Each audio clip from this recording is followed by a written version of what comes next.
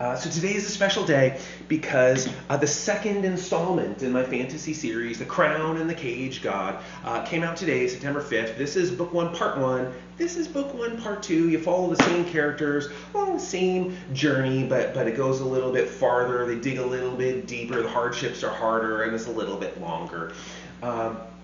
Anyway, I'll talk all about that soon, but I want to celebrate it, commemorate it, some other aid it today by sharing two things with you. One of them is a new journal, Journal 95, that's called Arting for Oneself. I'll read that at the end. The other thing I want to share with you is a new in-world song. I've done this a couple of times before, Journal 88 and 92. Each of those had a song in it, Some Birds Return and Wrath. And the way I did it then was I would write the song, and I would record myself, just something like this, where I'm just playing and singing it. And then I would send that recording to Aaron Lum and say, who I've been working with forever, and say, can you make this better? Because I can write a song, but Aaron can write a song.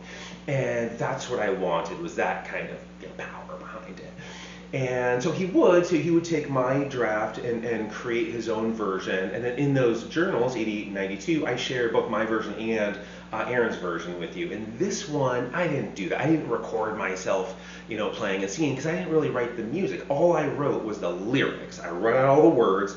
I sent those lyrics to Aaron. And I also sent a description, not like a mechanical description of the song, like structurally with tempo and key and like none of that stuff. It was just spiritual and like contextual also. Like, here are the people who wrote this song. Here's where the song is. It's by the Gaia Whalers.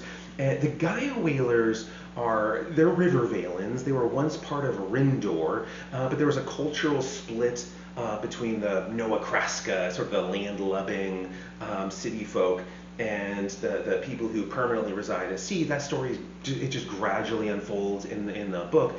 But mostly what I told Aaron about is the spirit of the song, sort of spiritually, the mood of it, how you're supposed to feel when you listen to it. And then Aaron took my non-musical descriptions and just translated them to the language of rhythm and notation.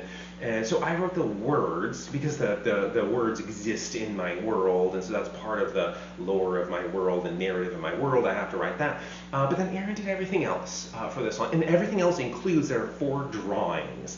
And they're like comic book panels, where if you look at them in sequence, it tells a story, and the story of the Gaia Whalers. And so I wrote Aaron that story and said, can you represent this in 4 drawings? And he did, and they're beautiful. And so you'll see those 4 drawings in the appropriate sequence as the song plays. You'll also see my lyrics. I wrote those out and scanned those, and those exist in the video also. And so I'm just going to play that for you now. I'll chat a little bit more afterward.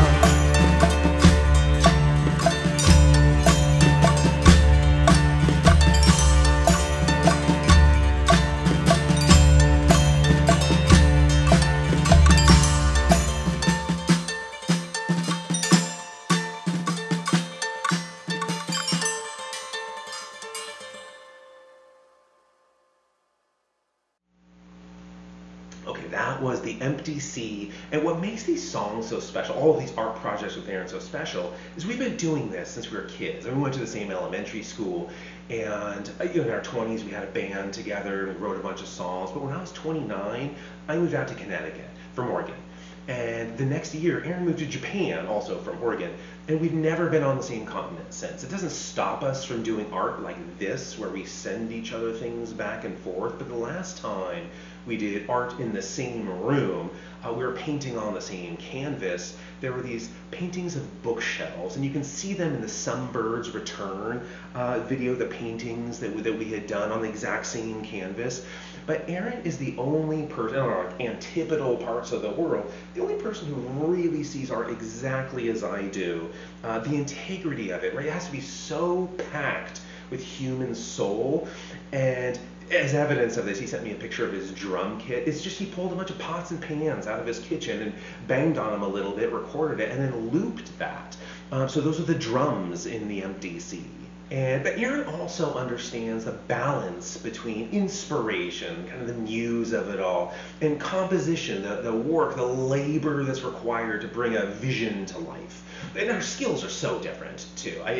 Our vision of the art, the end product, that might be mutual, but the strengths that we bring to it are basically the opposite, and they're so compatible. So there's just no one I could collaborate with who would help me ensoul the project better. So however far apart our parts of the world are, this is not a collaboration that's going to end.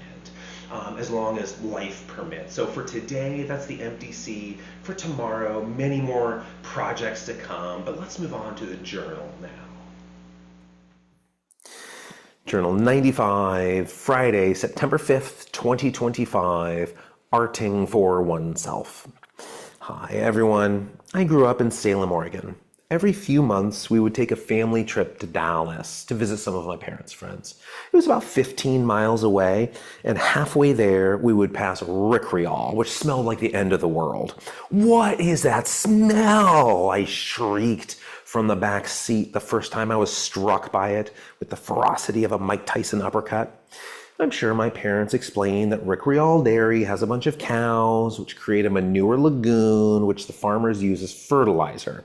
But all I heard was, Rickreall is a huge lake of diarrhea. "Do people live there?" my shrieking continued. "Some people do," I was told. "How can they stand it?" My parents explained that the locals simply get used to it. They don't even notice it anymore. I wasn't sure whether to believe them. Had I gotten used to the summer heat? Yeah. Would I get used to a school routine when summer turned to fall? Sure. But living on a huge lake of diarrhea, I don't know about that. Then I read The Princess Bride for the first time. I quote, "Wesley led the way, Buttercup stayed just behind, and they made, from the outset, very good time. The main thing," she realized, "was to forget your childhood dreams. For the fire swamp was bad, but it wasn't that bad. The odor of the escaping gases, which at first seemed almost totally punishing, soon diminished through familiarity." An epiphany arrived. The fire swamp is Rickreall. I wouldn't want to build a summer home there, but the residents do habituate over time. At first, their sensitivity to the odor merely diminishes, but eventually they stop noticing it altogether. Today, the potency of that lagoon has permeated every aspect of life. Except it's not just punishing our noses, it assails every sense. The local news is an endless sequence of urgent catastrophes with urgent headlines. National news is a partisan spectacle more spectacular than professional wrestling. And sad teenagers everywhere are filming themselves eating poison between episodes of trolling, i.e. bitter, ignorant, barely literate harassment. All this pungent waste is now impossible to escape, and it all comes from the same place, a desperate need for attention, and the arts are no exception. Brilliance and beauty lie in subtlety, and subtlety is an endangered species. Take music, for example. Old-fashioned complexity has been traded for crass immediacy. There's no originality, no variability in pace or volume, no contrast between verse and chorus. It is loud and crude from beginning to end, like a babe on a plane squealing for attention. Referring to this phenomenon as the loudness war implies it is exclusive to music, and it is not. The arms race for attention has trampled over novels, movies, and every other art form. To be an audience member in anything today is to be constantly blasted with the full force of vitriol. What is the collateral damage of such a relentless campaign? We all become vitriolites, so habituated to the punishing onslaught of sensationalism that we lose our sensitivity to subtlety. Forget your childhood dreams. True reverence for true art isn't returning, which is bad, but it's not that bad because beauty can still be found if you look in unlikely places. It's an old cliche among musicians to say, I don't care what the fans want, I write whatever I want.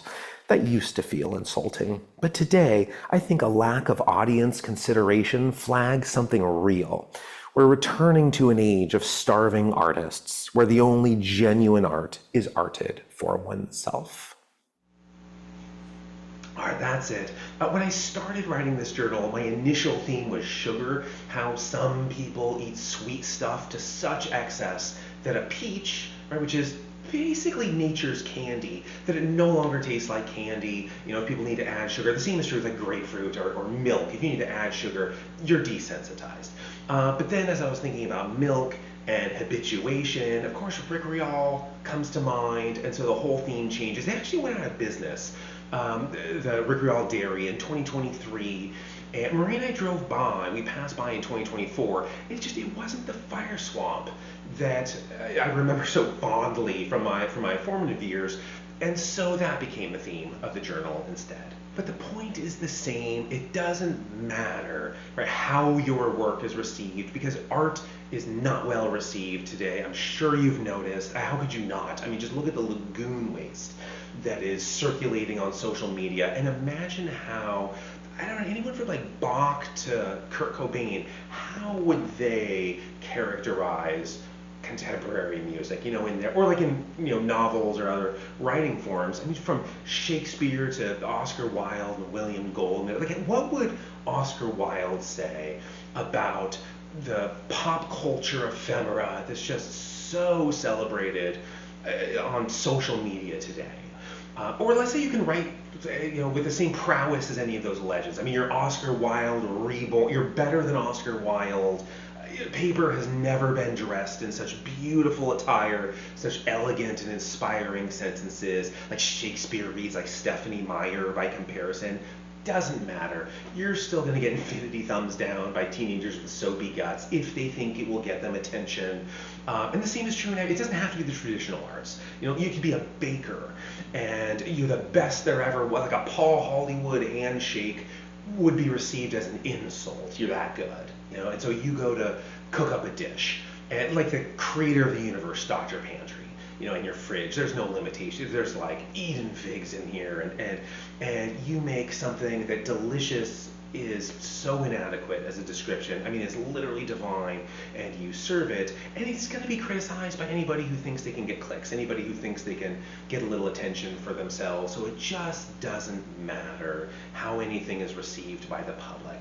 And trying to create something for a broad, public appeal, that's business. That's not art. Art comes from the heart, and if you connect with a few people in a meaningful way, you've done it right. So that's the whole point. But I'll just end there, but remind you that my books, The Crown and the Cage God, Book 1 Part 1 and Book 1 Part 2, are both available now. Book 1 Part 2 came out today. But I hope you're able to find meaningful connections in art in a day in which, real art is becoming increasingly endangered.